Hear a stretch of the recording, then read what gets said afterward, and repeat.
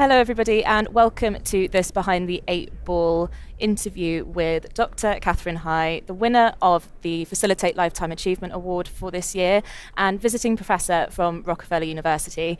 I'm Georgie Makin, Head of Digital at IB Communications, and this is a series brought to you by IB. So a little bit of background information on Behind the Eight Ball. This is a series where we really dig into and explore and investigate really failure stories on the pathway to success so that we can get a little bit of inspiration and just really learn from what that experience of failure really looks like. So before we get started, thank you for joining me, Kathy. Yes, I'm happy to be here, George. We'll get straight into it. I mean, congratulations, first of all, on achieving the Lifetime Achievement Award. Thank you very much. I'm very grateful for the award. Fabulous. Could you give us a little bit of insight into what got you here and into the CGT and then, I suppose, GT space? Yes. So I was always interested in science and math as a young person. I was the granddaughter of a chemist who directed a research unit at Lockheed Martin, and I was a chemistry major in college, and I debated whether to go into chemistry or medicine. I eventually elected to go to medical school, but after 2 years I decided that was a mistake, and I left to work in a chemistry lab for a year. Eventually, I went back to medical school and decided that that was the right career. And I tell that story just to let people know that if it's unclear to them at the beginning, that they shouldn't feel as if they're all alone. So eventually, I completed medical school. I did my training in internal medicine and hematology. And one of the reasons I was drawn to hematology was that it was one of the few fields at that point that was understood fairly well at a molecular level.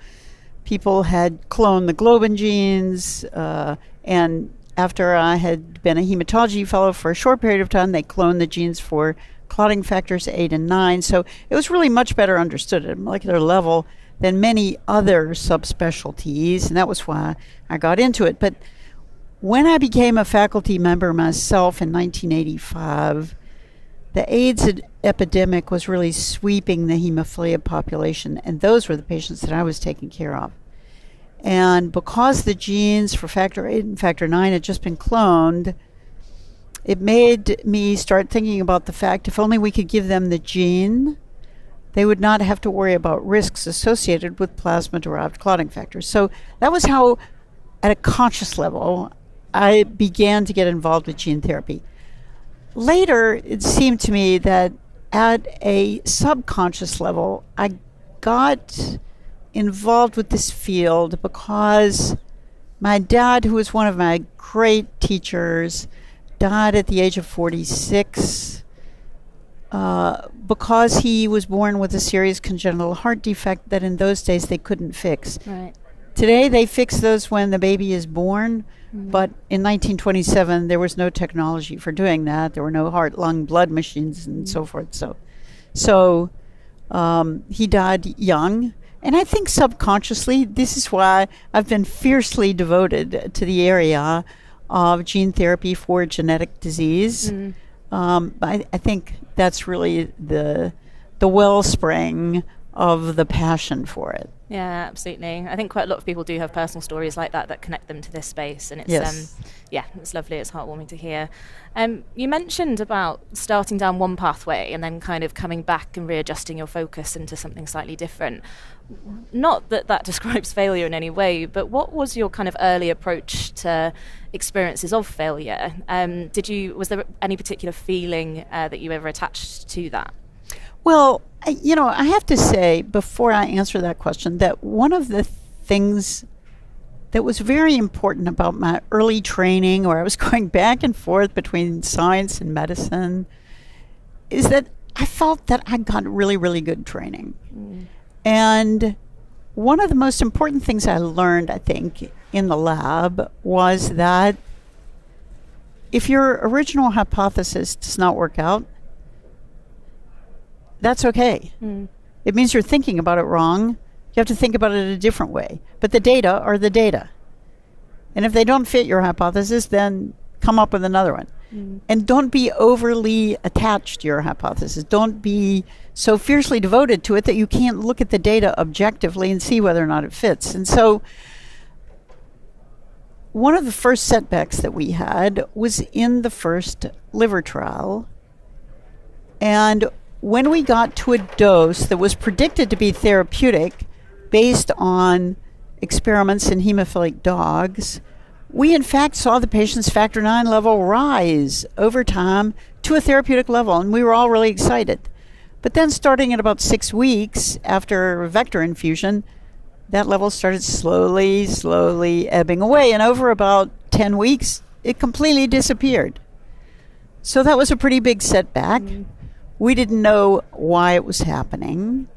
We had to sit down and think about what are the reasons it could have happened. Was it some impurity in our vector preparation?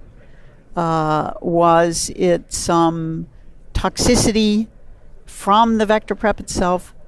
But the timing really didn't fit with that, because that should have happened early. Instead, it took about 6 weeks for this response to get going. And that suggested to us that it might be an immune response, which we knew was a possibility with a recombinant viral vector. And so we went through all that, and we developed evidence that it was, in fact, an immune response to the capsid. But since the capsid is only there transiently, we thought to ourselves, well, we could give immunomodulatory therapy to the patient when they got the vector, or when this immune response started to appear, suppress that, and then maybe get long-term expression. So we weren't really that discouraged, but it turned out that a lot of investors were discouraged because they don't like liver problems. Right. And eventually, the company we had been working with, who was making our clinical grade vector, a company called Avogen in Alameda, California, couldn't raise money to do gene therapy anymore. And they pivoted to a small molecule product. But that left us with no source of clinical grade vector. So that was my second behind the 8 ball experience, which was all of a sudden we didn't have a way to keep doing our work. And that all occurred in the window of about 2002 to 2004. And it left me in the position that I had to go to the CEO of our hospital, the Children's Hospital of Philadelphia, and ask him if he could help me put together the resources so that we could start making clinical grade vector in the hospital. And I have to tell you, when I went to ask him, the news about gene therapy was unrelentingly gloomy. There were headlines in the Wall Street Journal that said things like, gene therapy still lacks a breakthrough. And even in Nature, the write-ups were, let's just say, not very positive. So I made a proposal to the CEO of the hospital. He himself was a physician. But when I left his office that day, I thought, he's not going to say yes to this, and I have to come up with another plan. So I went back to see him a week later, and he said, well, this is what I thought about. You, Dr. Hai, keep telling me that there are no problems here that can't be solved. And if that's true, it will be very important for children's hospitals. So, because children's hospitals bear the brunt of genetic disease, he said, so I'm going to find the resources for you, but I have one condition, and that is you have to work on some other diseases besides hemophilia that affect the pediatric population. So that was how we got involved with the product that eventually became Luxturna. Jean Bennett had wonderful preclinical data. I had tried to get the company on the West Coast to work on it. They said no because they felt the affected population was too small. Yeah.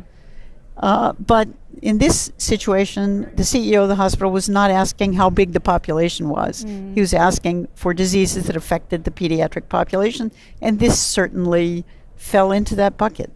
And so that was how we got started with that. I mean, it sounds like in quite a lot of different scenarios and situations you've had you've been faced with either skepticism or quite a lot of no's. Have there ever been opportunities, well, I suppose not really opportunities, but ever points in that journey where actually that failure, that setback, that no might have made you question whether you continue within that space and look again at another avenue? Or has it always been in your mind to determinedly and vehemently stay on that path? No, I think that the way that I looked at things was, is this a problem that can be solved, or is it not a problem that can be solved? So, as you know, I'm a hematologist by training.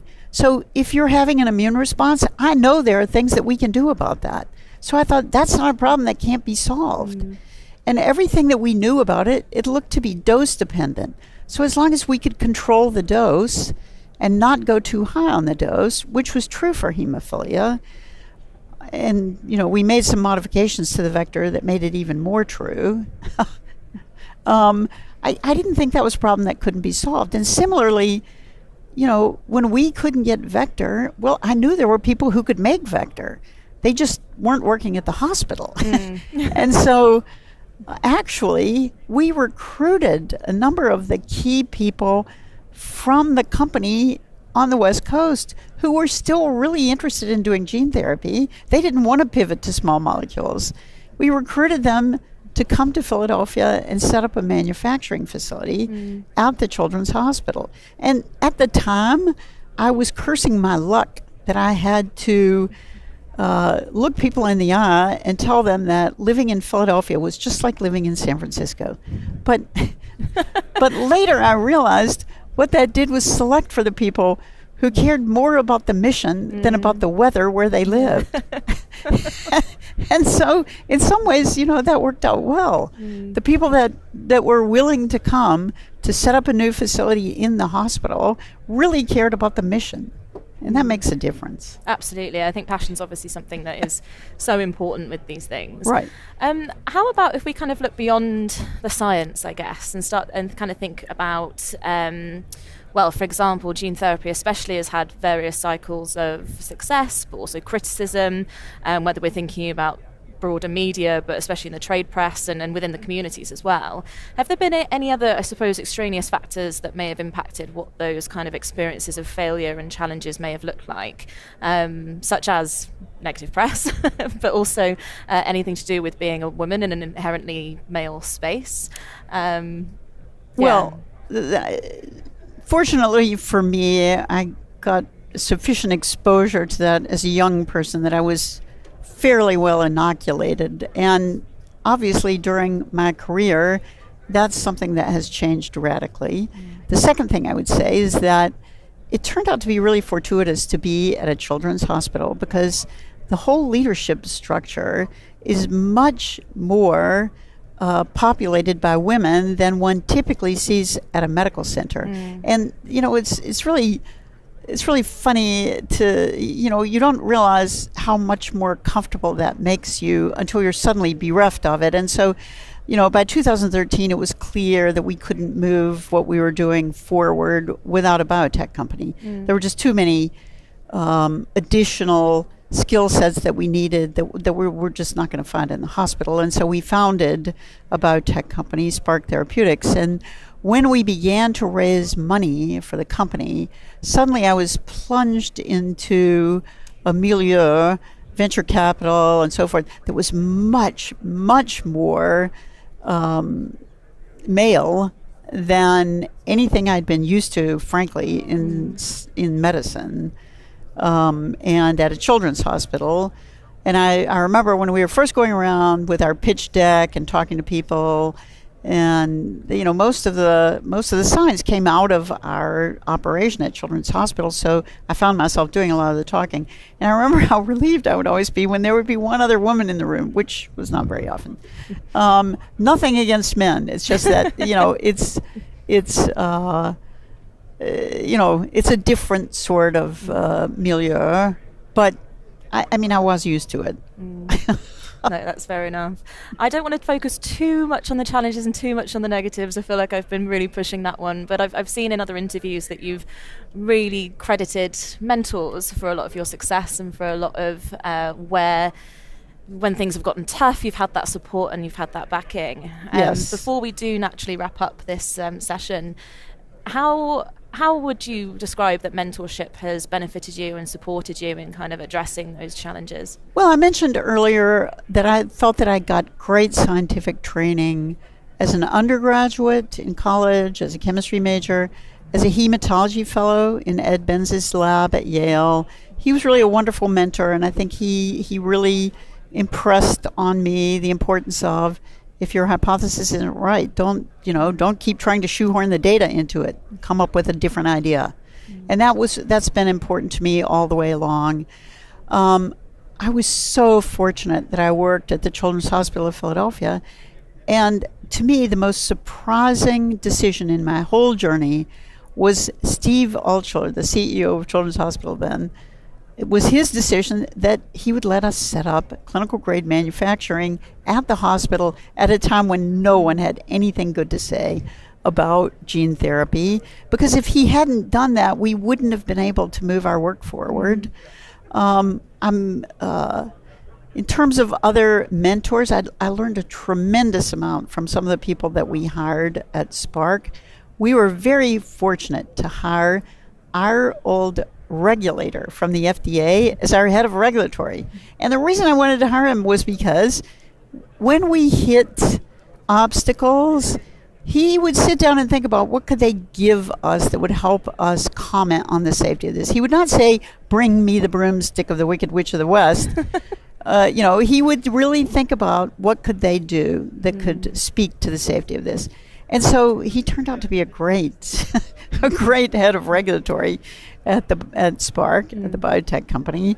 And I worked with some other, our chief medical officer at Spark, Dr. Kathy Reep, had not worked in gene therapy before, but she had developed 12 products and run 6 advisory committee meetings for the FDA. So again, somebody who was a fast learner, very resourceful, and brought everything she knew to gene therapy, willing to bring everything she knew to gene therapy. So, I think I've been fortunate to work with some really terrific people, and I was fortunate to be trained by some terrific people.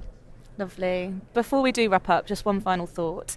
What would be your advice to people coming up in this space now who may be experiencing failure and rejection for the first time?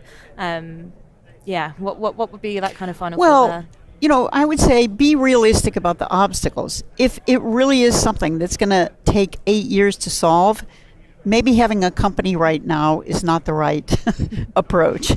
Maybe this is something that might profit from more study in academia, more support from the NIH and so forth. I mean, be realistic about the obstacles that you're facing. But most of all, do something you really believe in.